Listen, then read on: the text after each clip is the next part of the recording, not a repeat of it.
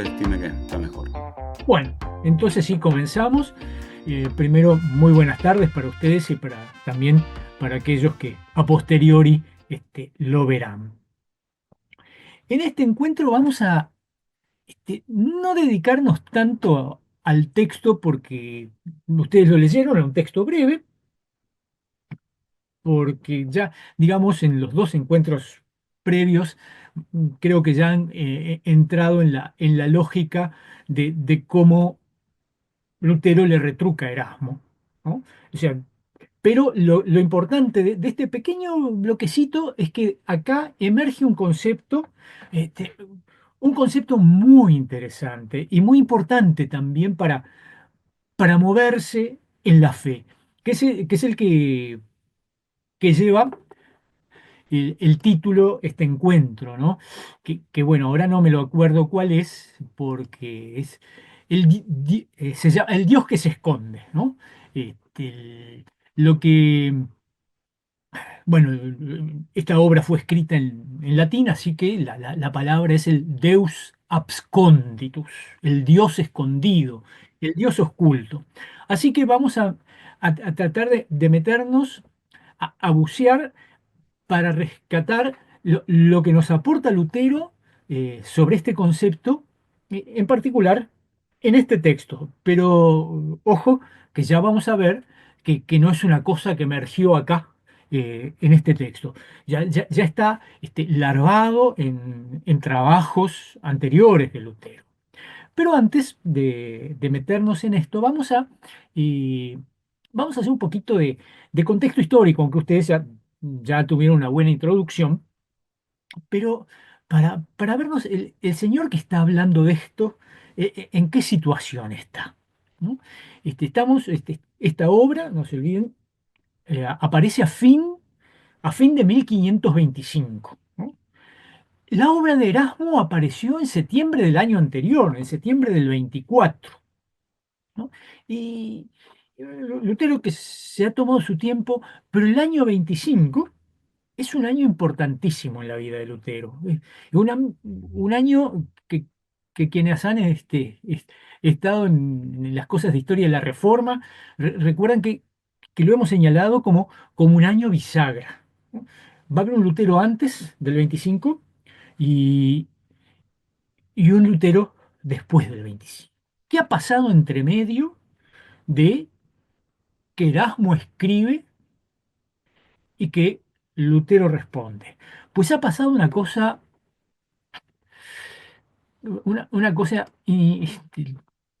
quizás triste, eh, que ya venía, ¿no? Llevaba más de un siglo esto. Vamos a compartir un poquito de pantalla. Tenemos un pequeño grabadito acá para mostrar.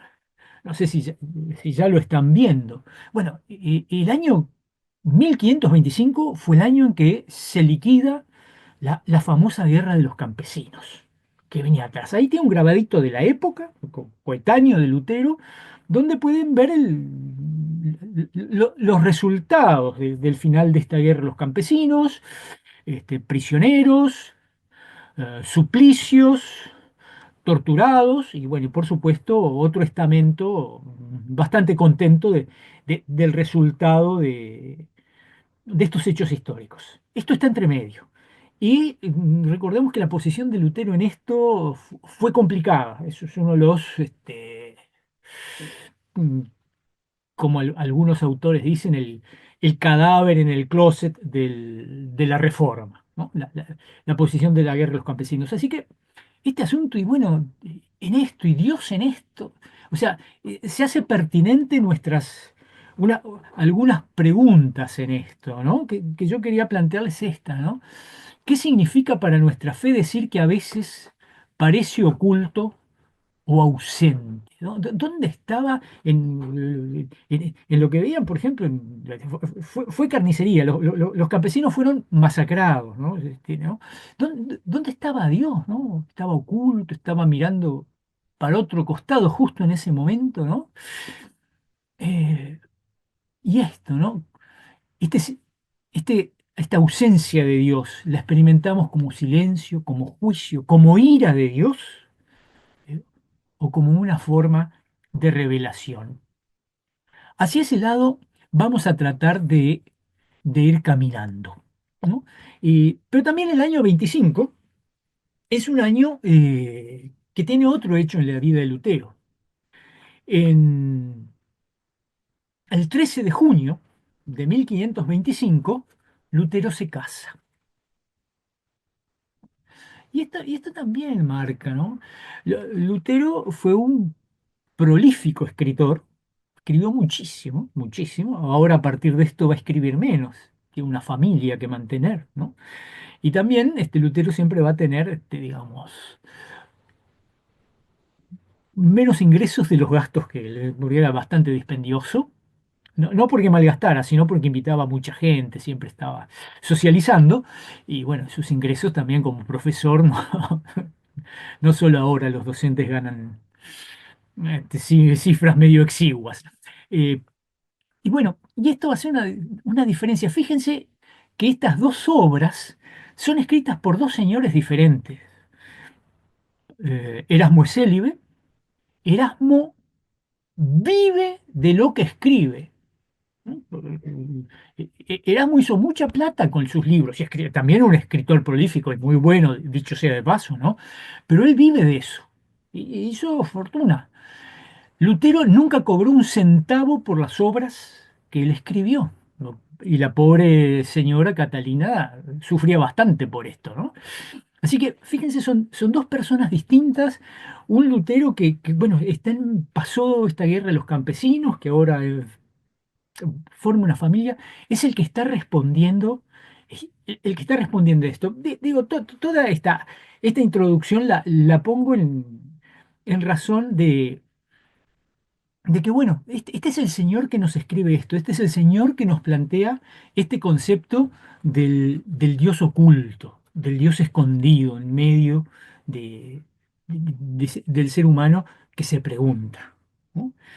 Pero, por supuesto que lo hace en el marco de estas respuestas que, que le da a Erasmo, ¿no? ¿Qué es esto del Dios oculto? El Dios escondido, un Dios que no es accesible. Bueno, esto no es novedad, no es novedad. Este es el Dios de Israel también, ¿no? Este Dios que se dice a sí mismo que es santo, el Dios santo, y santo significa eso, separado, ¿no? El Kadosh, es totalmente otro, es un Dios, como diría el profeta Oseas en uno de sus textos, eh, yo soy Dios y no hombre. Dios es totalmente distinto, ¿no? Es un Dios distinto, ¿no? Es un Dios que, podemos ver algunos otros textos, por ejemplo, digamos acá mm, en Éxodo, ¿no? Dice, ¿quién como tú, oh Señor, entre los dioses? ¿Quién como tú, magnífico en santidad? Terrible en maravillosas hazañas, hacedor de prodigio, ¿no? Este Dios santo, terrible. Fíjense ya los adjetivos que se están usando en esto, ¿no? Es este mismo Dios que en la visión de Isaías, estos seres extraños que están ahí alrededor del trono de Dios cantan, Santo, Santo, Santo, ¿no? O sea, separado, separado, o sea, de algo distante al ser humano, ¿no? Que una mirada más del siglo XIX, de este autor Rudolf Otto, ¿no? En su obra, una obra importante, Lo Santo, va a decir que es lo totalmente otro. Bueno, esto es el Dios oculto, el Deus absconditus, ¿no? Que va a decir, ¿no? Y bueno, y este Dios escondido, lógicamente, en el Antiguo Testamento, esta ocultación de Dios se va a manifestar de dos maneras. Una, en el monoteísmo radical de Israel, ¿no? No hay otros dioses, ¿no? Y no se puede tener otros dioses, porque este Dios no dará por inocente, ¿no? El que tenga otros dioses, es un Dios terrible, ¿no? Y por otro lado está la prohibición de imágenes. Es un Dios incognoscible. ¿Cómo se puede hacer una imagen de un Dios totalmente otro. ¿No? No hay- no te harás imagen de nada que esté en el cielo, debajo del cielo, no. Esa otra, no, no solo no tener dioses, no hacerse imágenes. Así que, bueno, esto es un dios que se esconde, un dios diría Lutero en esta obra, en un pasaje que ustedes de seguro lo leyeron. eh, Ay, ay, ay, yo soy medio lento con esto acá. Eh, ¿Mm? ¿No? Es esto que está en la página. Bueno, yo utilizo la paginación, perdonen, la paginación del libro impreso. Dios se esconde y quiere ser, dice Lutero, en su argumentación con Erasmo, Dios se esconde y quiere ser un Dios ignoto para nosotros. Este es el resumen. Esto es este Dios que está ahí, totalmente diferente y que no podemos acceder a él, ¿no? Porque es así como él se presenta, totalmente otro y quiere ser un Dios ignoto para nosotros, un Dios no accesible. ¿No? Y esto es lo que vamos a ver que de alguna manera este Dios santo, este Dios totalmente otro, este Dios que quiere ser ignoto, esta idea ya está. Y vamos a tener que ir un poco para atrás en la vida de Lutero.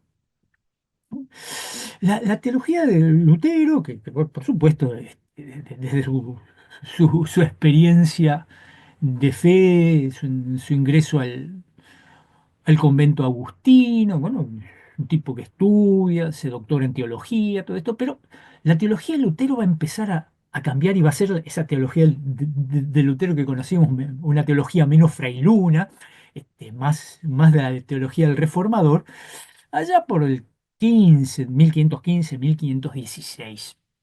¿No? Y así va a seguir adelante. Quizás la parte más prolífica de la producción de Lutero es entre esa, en el 1515 y 1525. Esa década va a ser una década muy prolífica de escritura de Lutero. En 1518, préstenle atención al año, va a suceder algo interesante. Lo van a invitar a un capítulo de su orden que va a sesionar en la ciudad de Heidelberg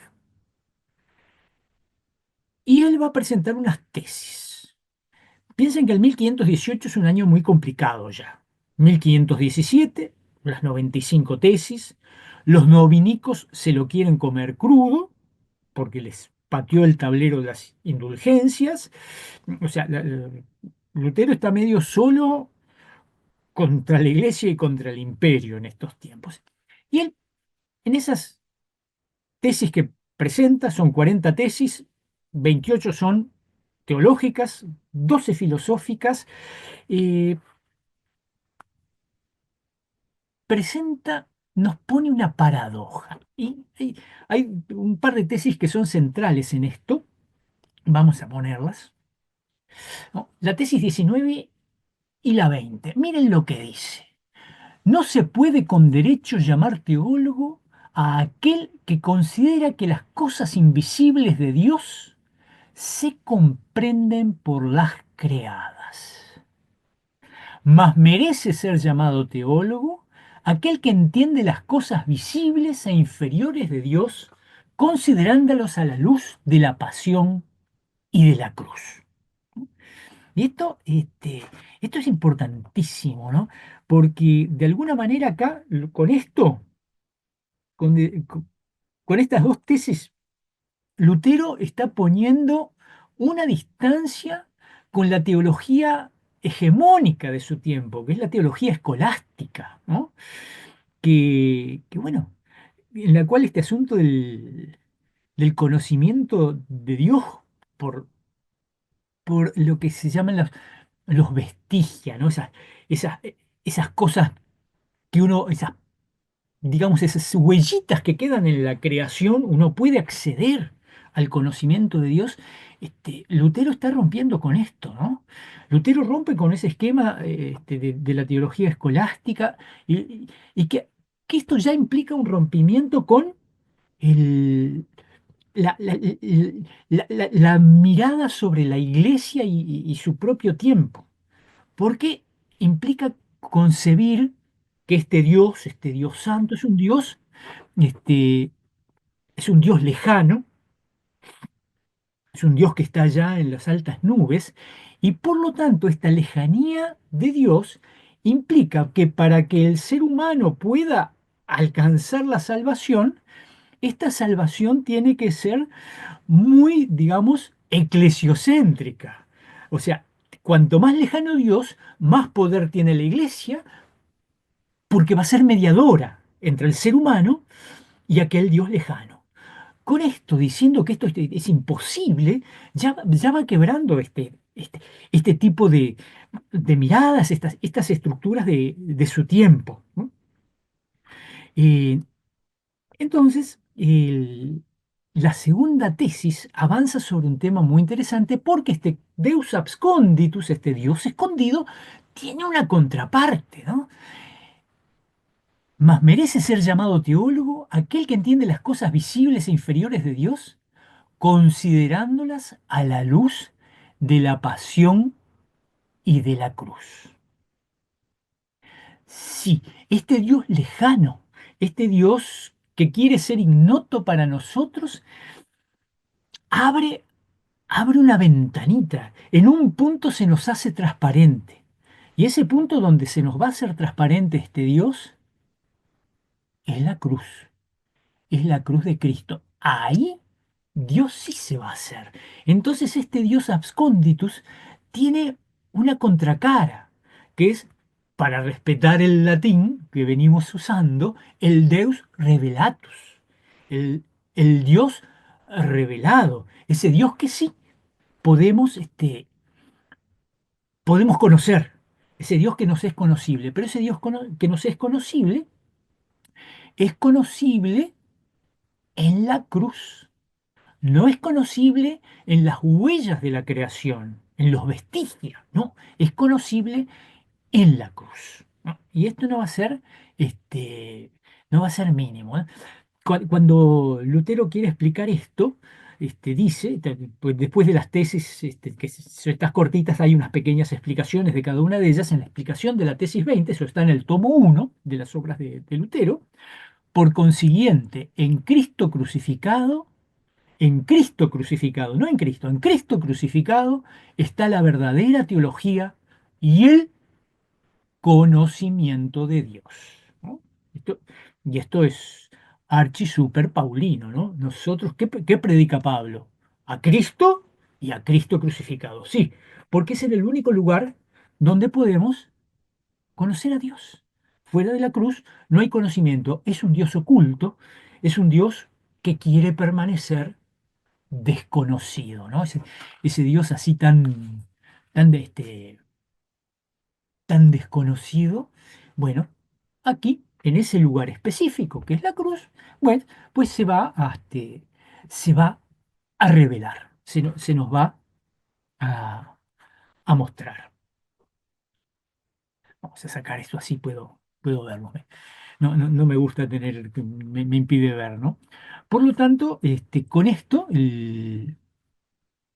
Lutero, con esta propuesta del Deus Absconditus, derriba todas las propuestas de búsqueda de Dios, de las búsquedas racionales de Dios, de las búsquedas de Dios a través de huellas en la creación, ¿no? No obstante, no obstante Lutero, que es un hombre que viene del palo agustino, sí entiende que uno puede llegar a la existencia de Dios partiendo de la creación. Eso Lutero no lo niega, ¿no? Eso sí se puede entender la existencia de Dios partiendo de la creación, pero lo que sí le queda claro a Lutero, y es lo que nos comunica, es que por esta vía no lleva o no se alcanza un conocimiento apropiado de Dios, ¿no? Eh, es decir, a partir de atributos invisibles como son la justicia, la sabiduría, la bondad, la- el poder de Dios, no, no se puede alcanzar lo, lo invisible, ¿no? No se puede alcanzar ese Dios ignoto, ¿no? El Dios este Dios, que es el Dios de Israel, es el Dios de Jesucristo, este, no está más allá de la creación, se expresa en la creación. Eso es importante, se expresa en la creación, se expresa a través de la creación, pero solamente se nos va a hacer transparente en su palabra encarnada, que es Jesucristo, nuestro Señor, ¿no? Eh, Así que fuera del conocimiento natural, el orden de la creación y la razón, no se llega, o se llega a algo pero tiene un precio muy alto, ¿no? A lo que accedemos a través de estos caminos es algo que es muy ambiguo, que es que es amenazante y que no lleva al conocimiento, ¿no? Explicando la tesis 19, se los leo, dice, por tanto, no es suficiente ni provechoso para nadie conocer a Dios en su gloria y majestad, si no se le conoce también en la humildad y la vergüenza de la cruz. De esta manera, y acá cita a Pablo, destruyó la sabiduría de los sabios. Como dice Isaías, verdaderamente tú eres Dios que te encubres, ¿no? Este Dios oculto es un Dios que bueno, no se llega, no se llega, y solo se va a llegar a través a través de Jesucristo. De todos modos, ese Dios terrible, ¿no? Que no se puede conocer en su majestad, en su gloria, este Dios, o ese conocimiento de Dios, recuerden lo que dice el Antiguo Testamento, no se puede ver el rostro de Dios y vivir. Es terrible, Dios no se puede acceder a ese Dios que es santo, ese Dios otro, ¿no? Eh, Cuando nos confrontamos a Dios en el ámbito este, de la naturaleza, porque ciertamente Dios interactúa con la humanidad a través de la naturaleza, a través de las leyes naturales, Dios interactúa con nosotros, ¿no? Eh, pero, pero siempre marcado con esa ambigüedad, con esa contradicción, ¿no? Porque no, en esa interacción con las leyes naturales, ¿no? Que Dios tiene con nosotros, no hay bien, no hay mal. Es decir, Dios interactúa con nosotros este, a través de la ley de gravedad, como a través de todas las leyes naturales. O sea, ¿qué pasa si me tiro de la ventana del piso 20?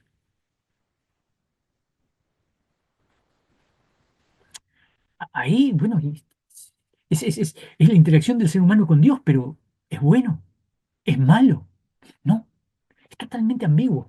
No, o inclusive terrible, ¿no? Por el fin de alguien que se tira de la ventana del piso 20, digamos, lo que hace la ley de gravedad, que viene de Dios, no es no es muy agradable. No es muy agradable cuando llega a la vereda, ¿no? Bueno, este es el Dios desconocido. Este es el Dios escondido, mejor dicho, perdón, el Dios escondido, el Dios que no podemos acceder. Interactúa, está, pero, pero no es cognoscible. Esto es lo que Lutero nos quiere plantear esto es lo que Lutero nos plantea, que ya como ven, esto aparece acá, 1518. 1518. Y este concepto lo va a utilizar en esta obra para refutar a la- las propuestas de Erasmo, ¿no? Que de alguna manera entienden un Dios bueno, tiene que poder ser explicable, un Dios, un Dios que tiene que ser moral. En cambio, este Dios, que está presente en toda la creación, no se olviden, y les voy a leer un pasaje, a ver dónde está acá, este Dios que está en la creación, también, ¿no? Así como sostiene toda la creación, también también sostiene al demonio, ¿no? Dice Lutero, esto está más adelante que el pasaje que yo les pedí que leyeran. Entonces, siendo así que Dios hace todas las cosas en todos, necesariamente obra también en Satanás y en el pecador. ¿Sí? En este Dios sostiene todo, todo, Satanás incluido. Y acá está todo, todo en el mismo eh, paquete. O sea, en la creación no encontramos un Dios de misericordia. Encontramos este Dios que está revestido de la naturaleza, de la ley, ¿no? Eso es una, este, eso es una máscara de Dios. Las leyes naturales, la ley, es algo que recubre a Dios y no nos permite acceder a Él, ¿no? Solo su presencia se nos va a revelar en Jesucristo, ¿no? Y entonces, ahí sí, en- tenemos en Jesucristo conocimiento y y una relación salvífica. Ahí sí. En lo otro es un Dios terrible, es un Dios que puede matar, acercarse a ese Dios, puede matar. No se puede ver el rostro de Dios y vivir, ¿no? Ahora, este de Dios oculto, escondido, este, que es utilizado en esta obra, en especial en esta sección que han leído ustedes, tiene funciones, ¿no? Tiene funciones, o sea, Lutero utiliza este concepto porque tiene una función teológica, ¿no? Y la primera de ellas, que es muy importante, es la de evitar la especulación, ¿no? Que el ser humano, desde la razón, especule sobre Dios. Y por lo tanto, como consecuencia de esto, establecer cuáles son los límites de la razón, a dónde podemos llegar con la razón y a dónde no. Y también, el- además de esta humildad de reconocer nuestra limitación en el conocimiento, ¿no? Y que, bueno, la especulación sentido no tiene, también Dios escondido digamos, nos asegura en la fe, porque como solo en su palabra revelada, en Jesucristo, hay seguridad, el único lugar seguro que tenemos es justamente Jesucristo, que es la revelación suprema de Dios. Solo ahí. No hay otra cosa en la que podamos poner nuestra seguridad. No hay otra cosa en la cual podamos basar y afirmar nuestra fe.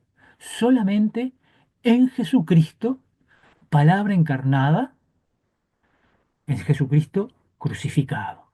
Porque todo lo demás no nos puede dar seguridad, ni siquiera nos puede, o sea, da vida, pero también la quita el otro Dios. El Dios revelado, sí, ese sí nos da la seguridad. Vamos a ver algunos puntos que me parecen importantes. Ahora sí, vamos a entrar al texto un poquito.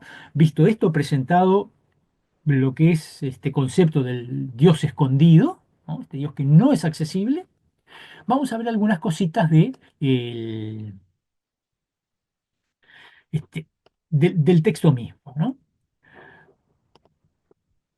Por un lado está lo que recién dijimos, está esta crítica a aquellos que hacen de la ocultación, de alguna manera, una base para la especulación. De seguro ustedes han leído este pequeño fragmento que me parece muy esclarecedor. Esta voluntad, la voluntad de Dios, los designios de Dios, no debemos tratar de investigarla. No, no debemos tratar de investigarla. ¿Por qué? ¿Qué es lo que tenemos que hacer? Sino que debemos adorarla con reverencia, como el secreto más profundamente venerable del majestuoso Dios, reservado a Él solo y puesto fuera de nuestro alcance.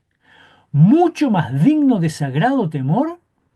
Miren, la imagen que va a usar es interesante, ¿no? La imagen que utiliza Lutero acá.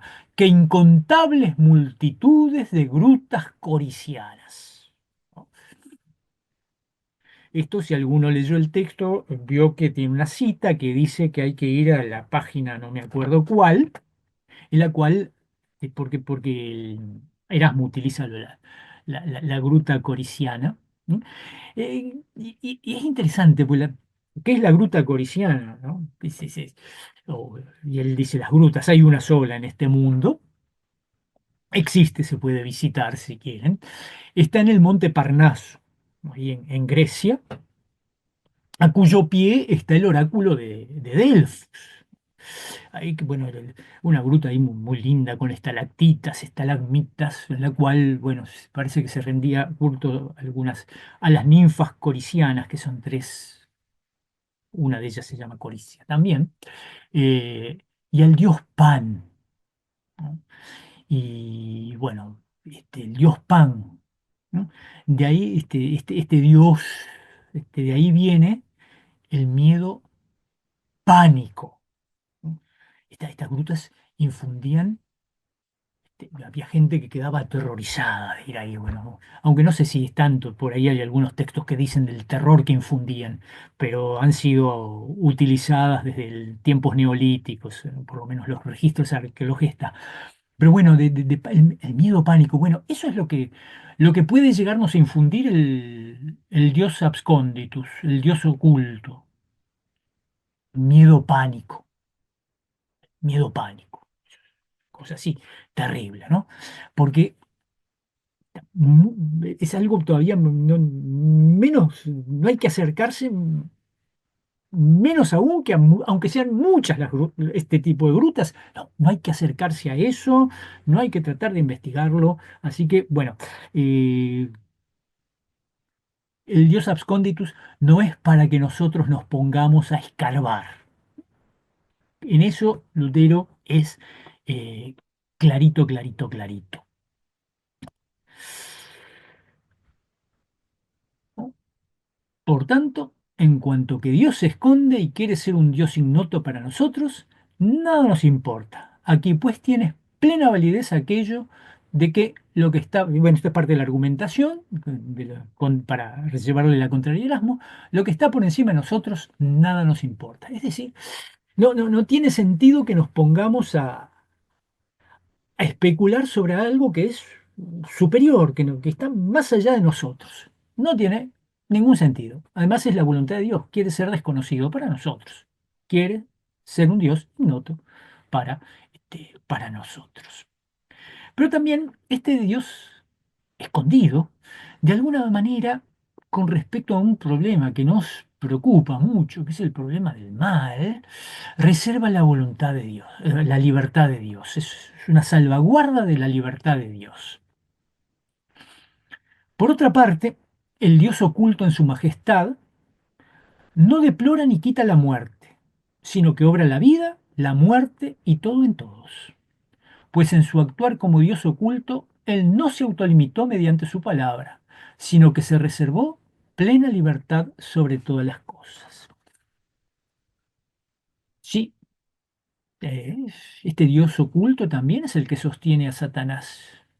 Sí, este Dios da la vida, la quita y no cambia, no le mueve la aguja la muerte o la vida. Es autor de vida, es autor de muerte, es autor de todo en todos. Está ahí, no se puede decir nada. ¿No? Esto le permite esa libertad que, bueno, a uno le gustaría un poco recortársela, ¿no? Un Dios que ya no pueda, que tenga que respetar ciertas cosas, ciertos límites. No, este Dios que es incognoscible, bueno, no, no lo podemos limitar. Pero sí, en su santa voluntad, Él se autolimita para poder revelarse, a nosotros. Ups. No, no, es acá. ¿Dónde está? Aquí. Acá. La disquisición, empero, en su ignorancia se engaña a sí misma al no hacer distinción alguna entre el Dios predicado y el Dios oculto. Este es el gran problema del Erasmo. No distinguir entre el Dios predicado, que es este Dios revelado, y el Dios oculto. Y este Dios predicado solo es a través de su palabra que se hace transparente en la cruz de Cristo. Por lo demás, todo lo demás no es accesible al ser humano, ¿no? Por eso nosotros debemos fijarnos en la palabra sin tocar aquella voluntad inescrutable, puesto que nos corresponde guiarnos por la palabra, no por la voluntad inescrutable. Porque, además, dice Lutero, ¿quién además podría guiarse por una voluntad totalmente inescrutable e incognoscible? No tiene sentido guiarse por algo que no se puede conocer. Sí nos podemos guiar por aquellos que sí conocemos, aquello que sí accedemos, que es justamente el Dios revelado en su palabra, a través de Jesucristo y a través de la cruz, ¿no? Así que nuestro, nuestro vivir no tiene es un vivir por fe, ¿no? Por fe en esa revelación. No es un vivir por nuestra comprensión, ¿no? Y esto es muy importante.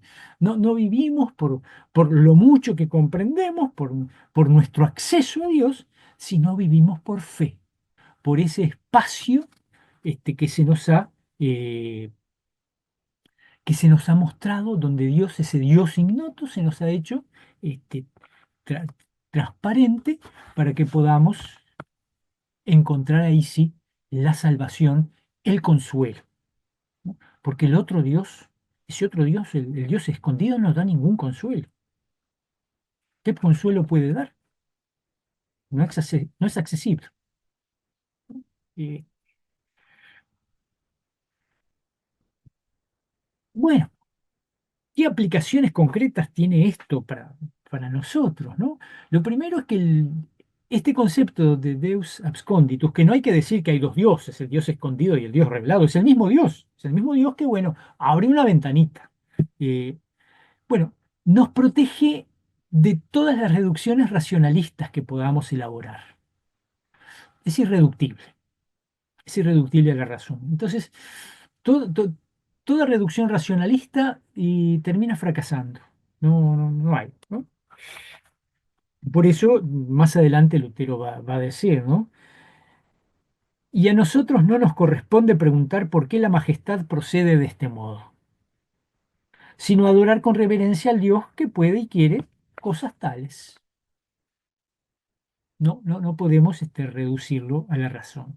Y por lo tanto, esto nos invita a la fe, nos invita a abrirnos a esa revelación eh,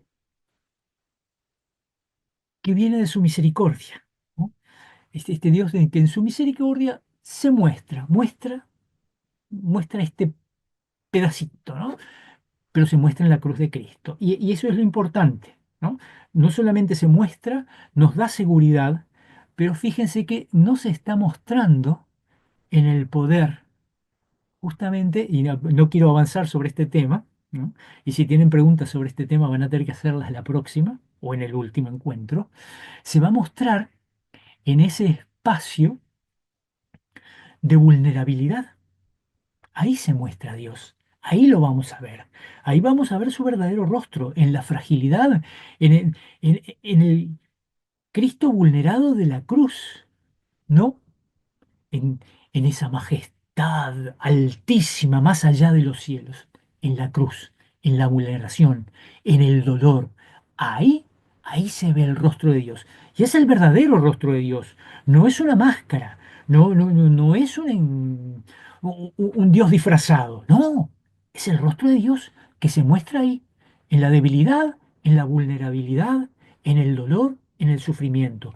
Y es siempre en ese lugar, en la cruz y en las múltiples cruces de nuestro mundo, cruces como la de la guerra de los campesinos o cruces como las que que vemos en nuestro mundo contemporáneo, ahí, ahí sí está ese rostro, ese rostro de Dios, el rostro del Dios misericordioso, el Dios que quiere la vida, que quiere que el pecador viva, no que muera. En fin, bueno, esto sería más o menos una... Después pueden leer y entender las argumentaciones, que no, es bastante sencillo. En esto Lutero es bastante clarito en esta sección de cómo argumenta contra las pretensiones de Erasmo. Pero lo importante de esta sección es este concepto del Dios escondido. Este Dios bueno, que es el que obra todo en todo. Muerte y vida, bien y mal, todo, todo, pero que es incognoscible, no escapa, escapa a nuestra razón, no accedemos, no lo podemos reducir racionalmente. Pero este Dios se revela, se revela en la cruz, ¿no? Por eso es tan importante el tema del próximo encuentro. Se va a revelar ahí. Ahí sí vamos a poder ver el rostro de Dios y vivir, no como si pretendemos buscar al Dios escondido y el que ve su rostro pues queda frito en el acto. Entonces, acá esto nos dispara a algunas preguntas, ¿no? Este concepto del Dios escondido, del Deus absconditus, ¿cómo nos permite enfrentar el problema del mal y del silencio de Dios? ¿Dónde estaba Dios? ¿Dónde estaba Dios en Auschwitz? ¿Dónde estaba Dios en tantas barbaridades de nuestro mundo, del siglo pasado y del presente? ¿Dónde está Dios? Bueno, ¿cómo este concepto nos puede ayudar para enfrentarnos a estos problemas? ¿No? Y hay que tener presente que, bueno, el hablar del Dios escondido, del Deus absconditus, puede llegar a tener algunos riesgos, ¿no? ¿Cómo caer en un fatalismo? Es decir, "Bueno, y bueno, ¿qué se le va a hacer? ¿Será así? ¿No? ¿No?